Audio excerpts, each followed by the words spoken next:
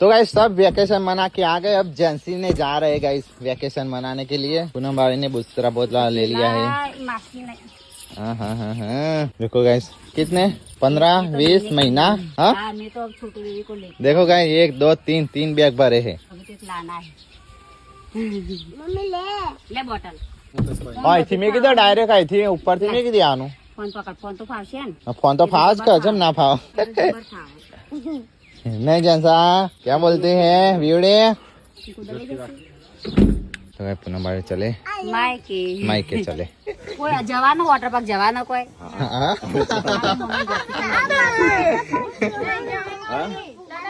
એ લેતા આવશી